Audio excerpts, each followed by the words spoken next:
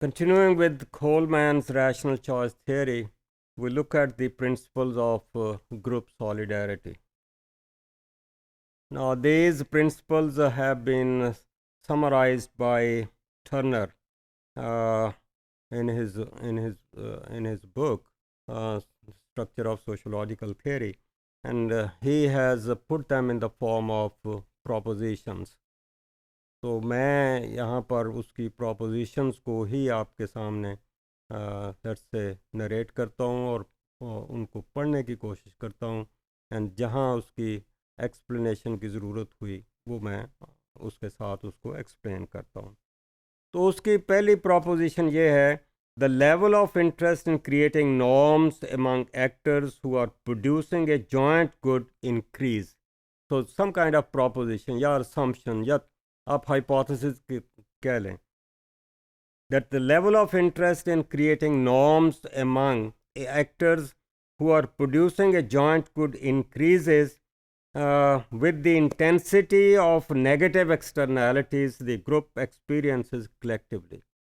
यानी अगर उसमें लेट्स से नेगेटिव कुछ इफ़ेक्ट्स नज़र आ रहे हैं, कुछ झगड़े फसाद नज़र आ रहे हैं, तो नेगेटिव आउटकम नज़र आ रहे हैं, तो उनको कंट्रोल करने के लिए हमें ये नॉर्म्स की ज़्यादा ज़रूरत होगी. The rate of free riding in the production of goods, यानी अगर फ्री राइडिंग वाले ज़्यादा हैं, मुफ्त खोरे ज़्यादा हैं, तो उनको काबू करने के लिए अगेन हमें नॉर्म्स की ज़्यादा ज़रूरत होगी. और फिर है the level of actors dependence on the production of the joint good. अगर सब उसके ऊपर डिपेंड कर रहे हैं, then everybody has to control, everybody has to contribute.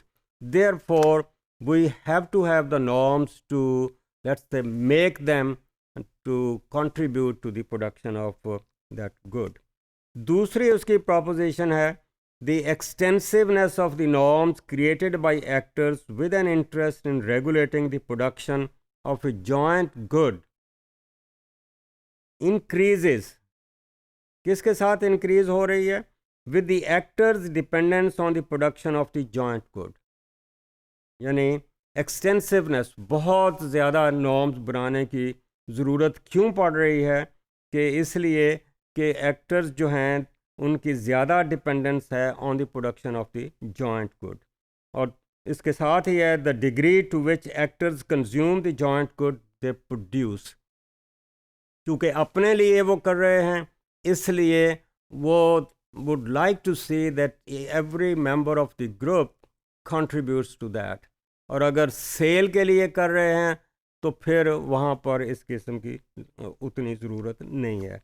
और उसके साथ ही है the proportion of all actors receiving utilities for the production of joint good. और अगर सारे रिसीव कर रहे हैं या ज़्यादा लोग रिसीव कर रहे हैं उसके फ़ायदे, देन उनको उसमें कंट्रीब्यूट करना होगा उसकी प्रोडक्शन में.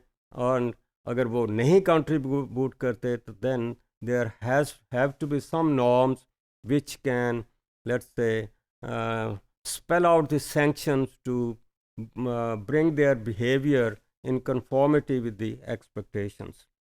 तो उससे अगली बात है the rates of communication among members engaged in the production of joint good. अब rate of communication, अब communication कितना है, let us say intensive है, नहीं intensive है, तो वो है negatively related to the size of the group. अगर बड़ा ग्रुप है तो कम्युनिकेशन जो है वो कम हो जाएगा, उसकी जो है लेवल ऑफ इंटेंसिटी वो कम होगी. आप हर किसी के साथ कम्युनिकेट कर नहीं सकते, हर किसी को आप उसको अपना जॉब करने के लिए शायद ना कर सकें. There should be some other authority to do it. और दूसरी बात है positive related to the density of group network. अगर डेंसिटी ऑफ ग्रुप नेटवर्क ज़्यादा है तो सोशल सॉलिडारिटी ज़्यादा होगी. ओके, तो इसलिए हम कहते हैं कि उसके साथ ये पॉजिटिवली एसोसिएटेड है. तीसरी प्रोपोजिशन है the ratio of prospective to perspective. The ratio of prospective to prescriptive content of norms regulating the production of joint goods increases. अगर prospective जो let's say negative हैं या do's हैं, don't do's हैं, कि अगर लोगों को मना किया जा रहा है कि आपने ये कुछ नहीं करना, तो वहाँ पर फिर norms की ज़्यादा ज़रूरत होती है. That has to be spelled out. So the capacity to lower the cost of monitoring conformity to normative obligations, which in turn is positively related to rate of communication among actors, और वो दूसरी बात वही the density of networks. और इसके साथ ही है कि ratio of informal to formal sanctioning, and चौथी बात है ratio of positive to negative sanctioning.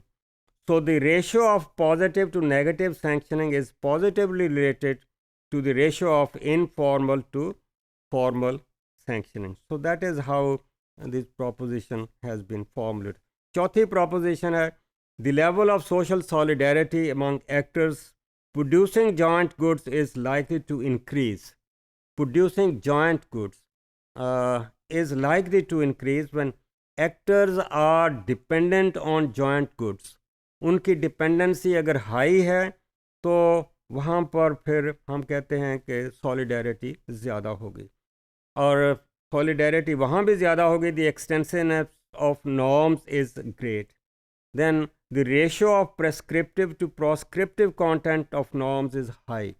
Okay, अगर आप तारीफ़ करके किसी से काम करवा सकते हैं तो वहाँ हम देखेंगे कि वहाँ लोगों की सॉलिडेरिटी ज़्यादा हो गई.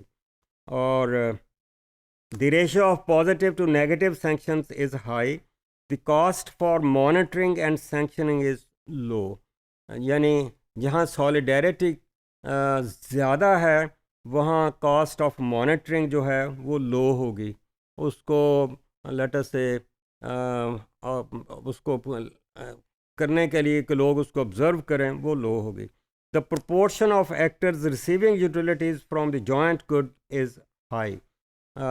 Joint goods से जो प्रोड्यूस कर रहे हैं अगर सारे के सारे उससे फ़ायदा उठा रहे हैं तो उस ग्रुप में ज़्यादा सॉलिडेरिटी होगी कि वो उनका कम्युनिकेशन ज़्यादा होगा, उनकी डेंसिटी ऑफ कम्युनिकेशन ज़्यादा होगी, और लोग जो हैं ज़रूरी नहीं है कि नेगेटिव सैंक्शंस ही करें, वो पॉजिटिव के बेसिस पर भी लोगों को कन्फॉर्मिस्ट बिहेवियर जो है वो ले सकते हैं.